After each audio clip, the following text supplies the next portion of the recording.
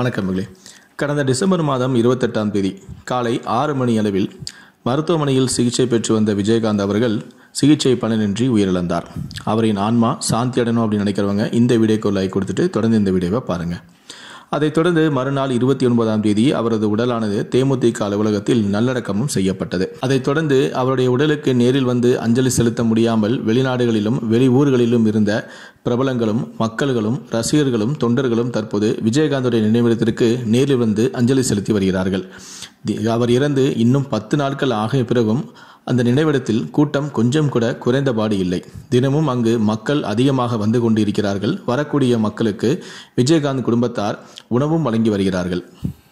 அங்கு வரக்கூடிய மக்கள் அவர்களுக்கு அஞ்சலி செலுத்திவிட்டு, விஜயகாந்த் எனக்கு இவ்வாறு உதவி செய்தார், விஜயகாந்த் என்னுடைய மகளை தான் படிக்க வைத்தார், விஜயகாந்த் தான் என்னுடைய மகளுடைய சிகிச்சைக்கு உதவி செய்தார் என்று ஒவ்வொருத்தரும் வந்து விஜயகாந்த் செய்த உதவிகளை சொல்லி வருகிறார்கள். விஜயகாந்த் இவ்வளவு பேருக்கு உதவி செஞ்சிருக்கிறாரா என அந்த விஷயங்களை பார்க்கும்போது மக்களே வியப்பாக பார்க்கிறார்கள். ஒரு மனுஷன் தன்னுடைய வாழ்க்கையில் இவ்வளோ பேருக்கு உதவி செய்ய முடியுமா அப்படின்னு சொல்லி பலரும் ஆச்சரியப்படுறாங்க.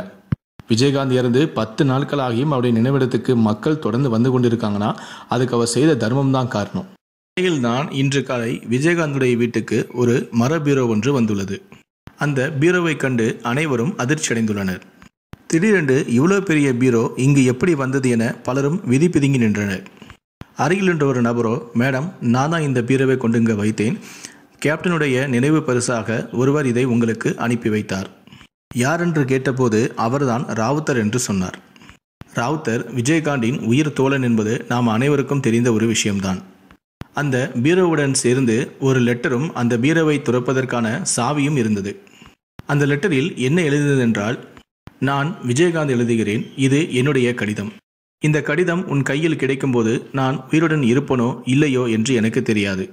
நிச்சயமாக நான் உயிரோடு இருக்க மாட்டேன் என்றுதான் நினைக்கிறேன். என் உடல்நிலை பற்றி எனக்கு நன்றாகவே தெரிந்துவிட்டது. நான் கூடிய சீக்கிரம் விரைவிலேயே இறக்கப் போகிறேன் என்பது எனக்கு தெரிந்துவிட்டது. ஆகையால் நான் கொஞ்சம் கொஞ்சமாக சினிமாவுக்குள் வந்தபோது நான் எவ்வளவு சம்பாதித்தனோ அதில் சிறு பகுதியை எடுத்து என்னுடைய நண்பனான ராவுத்தரிடம் கொடுத்து வைத்திருந்தேன். மேலும் அரசியலில் நுழைந்த பிறகும் அதிலிருந்தும் கொஞ்சம் எடுத்து வைத்திருந்தேன். அரசியலில் நான் பெரிதாக ஒன்றும் சம்பாதிக்கவில்லை, மக்களுக்காக செய்வதான் செய்தேன். சினிமா துறையில் நான் உன்னை திருமணம் செய்வதற்கு முன்பும் பின்பும் சம்பாதித்த காசு தான் இது அனைத்தும்.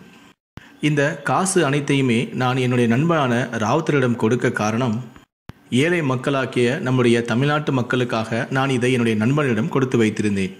இதிலிருந்து தான் நான் அடிக்கடி சில நிவாரணப் பொருட்களை எடுத்து மக்களுக்கு கொடுத்து வந்திருந்தேன். நான் உயிரோடு இருக்கும்போது பயன்படுத்திய இந்த பீரோவில் இருக்கக்கூடிய பணம் அனைத்தும் நான் இறந்த பிறகும் என்னுடைய மக்களுக்காக இந்த பணம் சென்றடைய வேண்டும் என்பதற்காகத்தான். நிச்சயமாக இது ராவுத்தர் கையில் இருக்க வேண்டும் என்றுதான் நான் அதை கொடுத்து வைத்திருந்தேன். இப்போது நான் உயிரோடு இல்லாத காரணத்தினால் நிச்சயமாக இந்த பணம் உங்களை வந்து சேர்ந்தடையும். நான் விட்டு சென்ற அனைத்து பணிகளும் நீங்கள் தான் முன்னின்று நடத்த வேண்டும். இந்த பீரோவில் கட்டுக்கட்டாக நிறைய பணம் உள்ளது. ஏழை மக்கள் யாராக இருந்தாலும் சரி, நம்மிடம் வந்து உதவி கேட்டால் அவர்களுடைய ஜாதி, மதம், இனம் என எதையுமே பார்க்காமல் அவர்களுக்கு நீங்கள் இதிலிருந்து அவர்களுக்கு உதவி செய்ய வேண்டும். கஷ்ட காலத்தில் உதவுவது கடவுளுக்கே சமம் என்று சொல்வார்கள். ஆகையால் நான் செய்த இந்த விஷயத்தை நீங்களும் தொடர்வீர்கள் என்று நான் நம்புகிறேன்.